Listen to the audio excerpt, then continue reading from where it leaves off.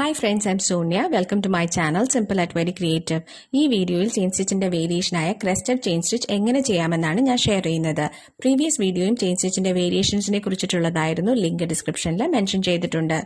Crested chain stitch എങ്ങനെ ചെയ്യാമെന്ന് നോക്കാം. ഇതിനായിട്ട് 6 ഇഴ നൂലാണ് ഉപയോഗിച്ചിരിക്കുന്നത്. ഇതൊരു ഡെക്കറേറ്റീവ് സ്റ്റിച്ചാണ്. ഇത് നെക്ക് ലൈനിലും ബോർഡർ ലൈനിലുമാണ് ഉപയോഗിക്കുന്നത്. ആദ്യം 2 പാരലൽ ലൈൻ ഫാബ്രിക്കിൽ മാർക്ക് ചെയ്യുക.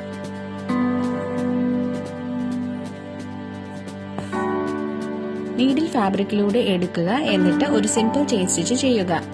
ചെയിൻ സ്റ്റിച്ച് എങ്ങനെ ചെയ്യണം എന്നതിനെ കുറിച്ച് ഒരു വീഡിയോ ഇതിനു മുമ്പ് ചെയ്തിട്ടുണ്ട്. അതിന്റെ ലിങ്ക് ഐ ബട്ടണിലും ഡിസ്ക്രിപ്ഷൻ ബോക്സിലും മെൻഷൻ ചെയ്തിട്ടുണ്ട്. കണ്ടിട്ടില്ലാത്തവർ കാണുക.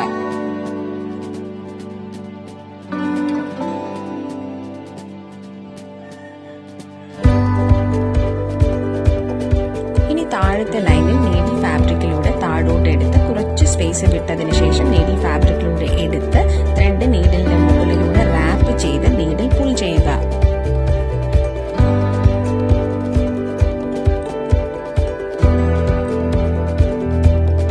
ഇനി വീഡിയോയിൽ കാണിച്ചിരിക്കുന്നത് പോലെ നീഡിൽ ത്രെഡിനകത്തുകൂടെ പാസ് ചെയ്യുക. ത്രെഡ് പതുക്കെ വലിക്കുക.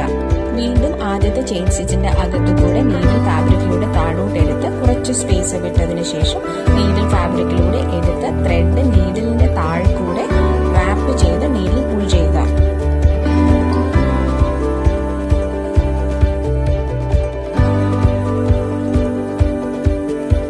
ഇപ്പോൾ ഒരു സ്റ്റിച്ച് കംപ്ലീറ്റ് ആയി. ഈ പ്രോസസ് കണ്ടിന്യൂ ചെയ്യുക. ഇങ്ങനെയാണ് ക്രസ്റ്റഡ് ചെയിൻ സ്റ്റിച്ച് ചെയ്യുന്നത്.